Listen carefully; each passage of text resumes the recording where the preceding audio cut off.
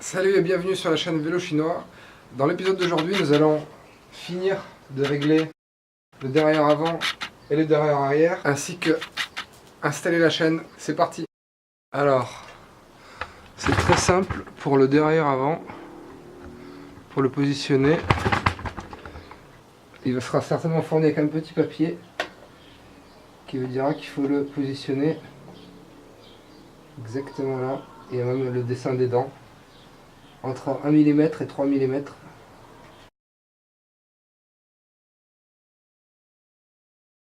Là, ce que je remarque, c'est que c'est pas tout à fait aligné entre l'avant et l'arrière du derrière. Alors je me demande si je peux jouer sur l'alignement ici du support. Voilà. Donc le support se pivote en fait, donc je desserre la vis du haut pour bien aligner. Voilà, à peu près comme ça. Voilà, là on est pas mal. Je resserre les deux. Ici je vais bien le serrer à la clé dynamométrique parce que c'est le seul endroit sur ce cadre, une valeur de serrage qui est écrite. Donc je vais bien le serrer à 4. Et ici je vais juste serrer à 5 comme...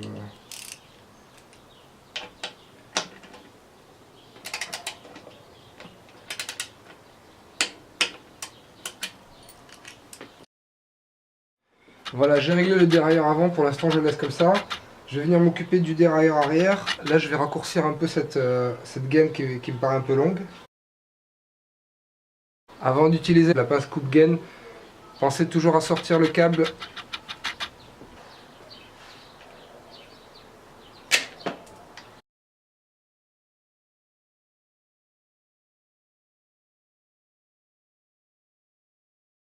Là je vais profiter que le câble soit défait pour venir régler les vis de butée haute et basse.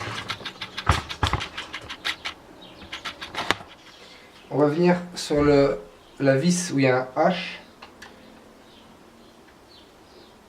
qui veut dire high, donc high et gear je suppose. Venir visser jusqu'à ce que les galets soient alignés avec le premier de pignon. Donc là moi dans mon cas je dévisse.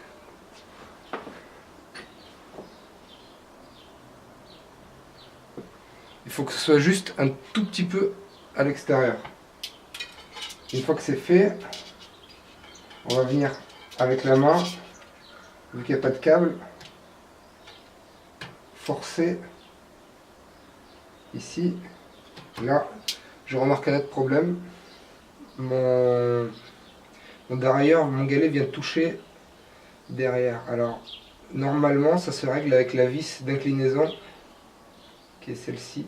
Je vais essayer de régler le problème. Ce que je vais faire, c'est jouer sur cette vis qui joue sur l'inclinaison du derrière.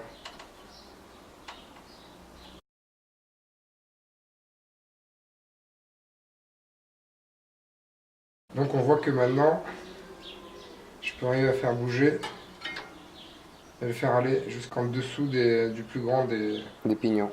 Et donc quand je suis dans cette position, je vais venir tourner l'autre vis pour que le pignon vienne s'aligner avec les galets. Voilà. C'est une bonne idée de faire ça avant même de remettre le câble, parce que comme ça on peut manipuler facilement le derrière.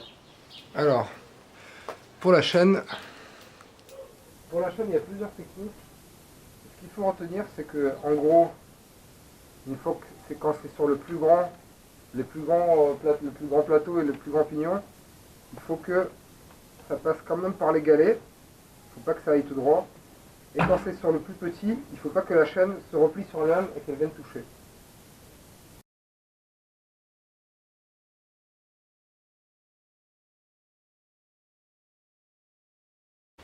Voilà, j'ai à peu près une idée de ce que je vais devoir enlever. 1, 2, 3, 4, 5, 6, 7, 8, 9 maillons.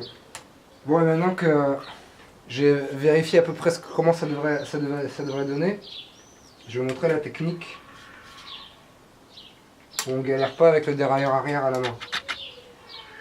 Donc on met sur le plus grand pignon derrière, sur le grand plateau. On vient voir là où la chaîne se rejoint.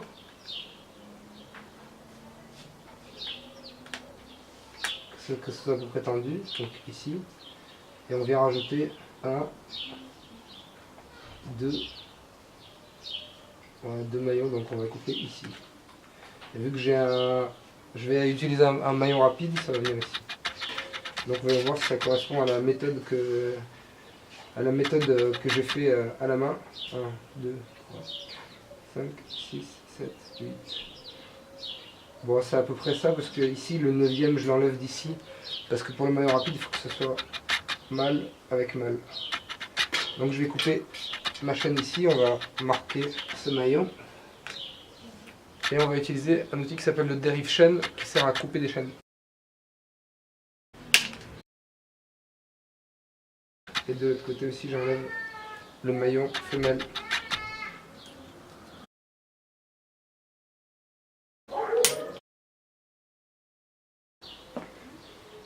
Alors un maillon rapide c'est un truc très pratique pour pouvoir enlever sa chaîne pour la nettoyer ou la maintenir. Et je vous recommande aussi d'acheter une pince qui le sert à ouvrir et fermer les maillons rapides. Donc là, n'oubliez pas de le repasser cette fois-ci dans les galets. Là le mieux quand vous voulez rattacher une chaîne c'est d'avoir un petit ustensile à base de fil de fer. Juste un fil de fer plié qui va vous permettre de faire tenir pendant que vous attachez. Et là on tire. Et voilà. La chaîne est attachée. Premier tour de roue. Là en général il faut vérifier comme ça s'il n'y a pas de maillon dur avec le maillon rapide. Et là ça peut l'air d'être le cas. On se met, d'abord on règle la butée basse et haute à vide. Puis une fois on se met sur le deuxième, on branche le câble en tension. Et après on joue avec ce réglage sur la tension du câble. Si les vitesses passent deux à la fois quand on monte, il faut relâcher un peu la tension du câble. Et si ça passe pas assez vite, qu'il faut forcer, alors il faut augmenter la tension du câble. Et revérifier les butées hautes et basses une fois qu'il y a la chaîne. Alors pour le derrière arrière, pour les réglages, essayez de bouger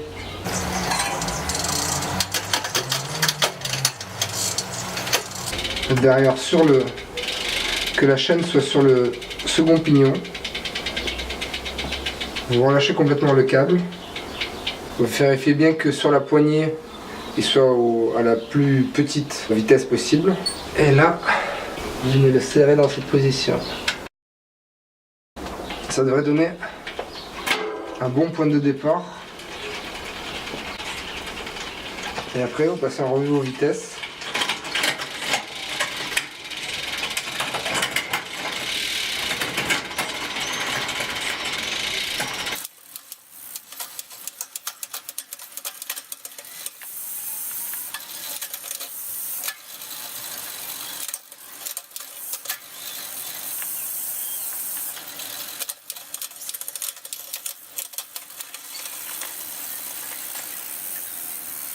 Là je joue un peu avec les vitesses, c'est sur la plus haute, ça va pas jusqu'au bout donc je vais vérifier ma butée haute.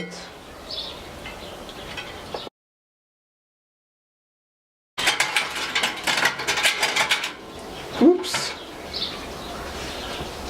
Voilà, j'ai la butée haute trop haute.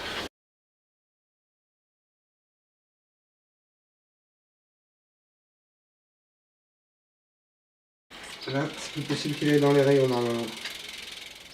Pour le dérailleur avant, ici sur le dérailleur arrière, vous mettez sur la vitesse la plus facile derrière. Sur le dérailleur avant, pour l'instant, vous relâchez le câble. Et avec un tournevis, vous allez venir jouer sur la vis de butée basse. Vous vissez la vis de butée jusqu'à ce que la chaîne vienne presser contre votre plateau, votre grand plateau. À ce moment-là, vous clampez votre câble et vous venez remettre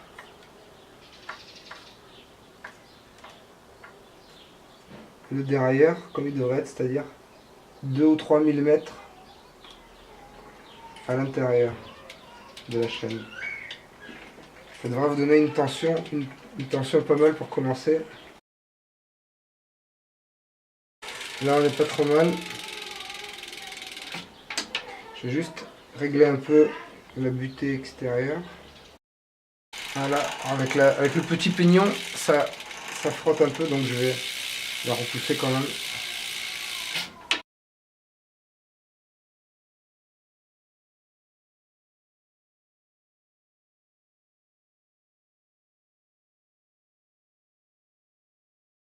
Voilà, je suis à peu près satisfait de mes vitesses. Merci d'avoir suivi le tuto.